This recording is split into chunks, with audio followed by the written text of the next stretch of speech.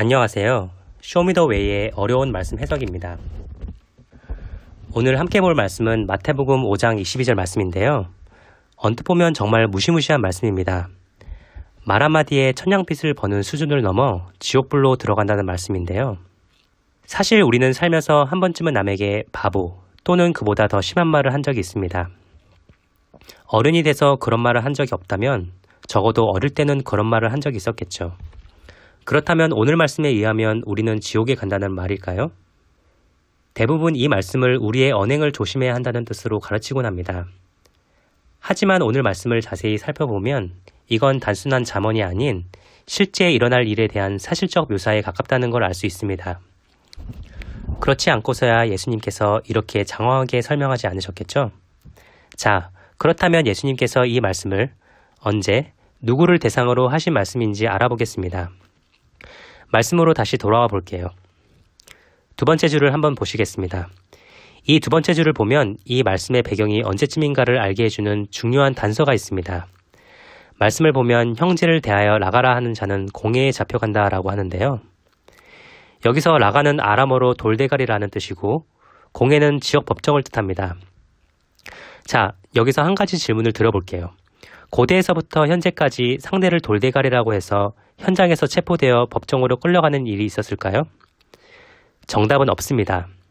하지만 예수님께서는 어떤 특정한 시대에는 상대를 돌대가리라고 하는 순간 법정에 잡혀간다고 하시는 겁니다.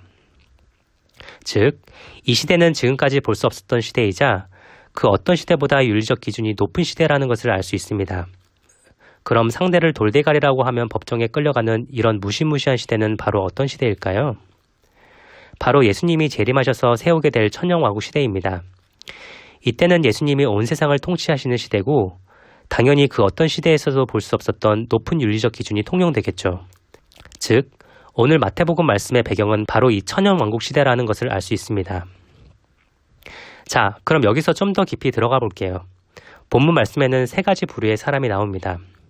먼저 형제에게 노해서 심판을 받는 부류, 형제에게 라가라에서 공회에 잡혀가는 부류, 그리고 마지막으로 불특정 상대에게 미련한 놈이라 해서 지옥불에 들어가는 부류입니다. 여기서 천년왕국의 인구 구성에 대해 잠깐 말씀드리겠습니다. 천년왕국에는 크게 두 인류가 살게 되는데요.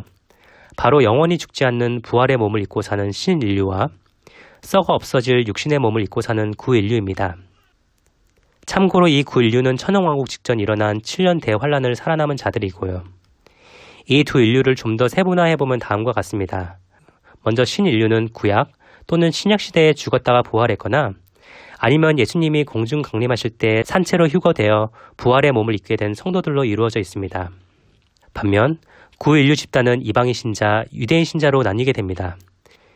여기서 이방인 신자와 유대인 신자는 7년 대환란 전에는 불신자였기 때문에 휴거되지 못했지만 7년 대환란 중에 믿음을 가지게 돼 신자가 된 자들입니다. 이들은 양과 염소의 심판을 통해 천년왕국에 들어갈 자격을 갖게 되죠. 여기서 주목할 점은 구인류 집단은 여전히 인간이기 때문에 아이를 낳을 수 있고 죄를 지을 수 있고 또 결국 죽게 됩니다. 이들은 생식할 수 있는 능력을 가졌기 때문에 천년이라는 기간 동안 엄청나게 많은 수로 늘어나게 되죠. 그리고 안타깝게도 이들이 낳은 자녀들 중 상당수는 불신자로 자라게 됩니다. 아무튼 오늘 마태복음 말씀은 바로 이 천년왕국을 살아갈 구인류 집단을 대상으로 하고 있습니다. 자, 이제 이 사실을 염두에 두고 말씀을 다시 한번 볼게요. 말씀에 나오는 처음 두 부류는 죄를 짓는 대상이 형제입니다. 즉, 죄를 짓는 당사자가 신자인 거죠. 여기서 성경에서 공회에 끌려가는 부류가 항상 유대인인 것을 감안하면 이 말씀의 첫 번째 그룹은 이방인 신자고 두 번째 그룹은 유대인 신자를 가리킨다는 것을 알 수 있습니다.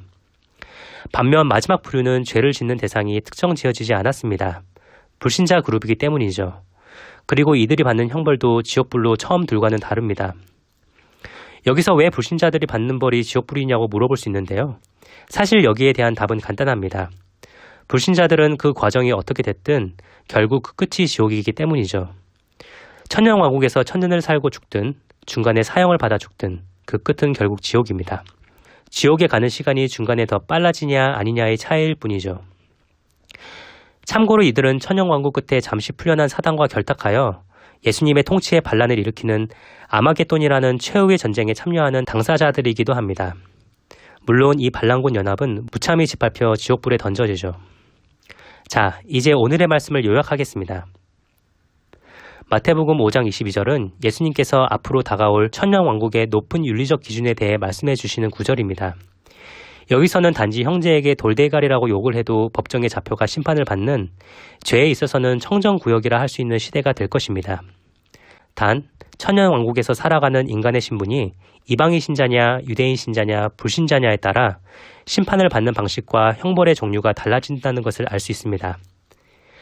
이상으로 오늘의 어려운 말씀 해석을 마치겠습니다. 시청해주셔서 감사합니다.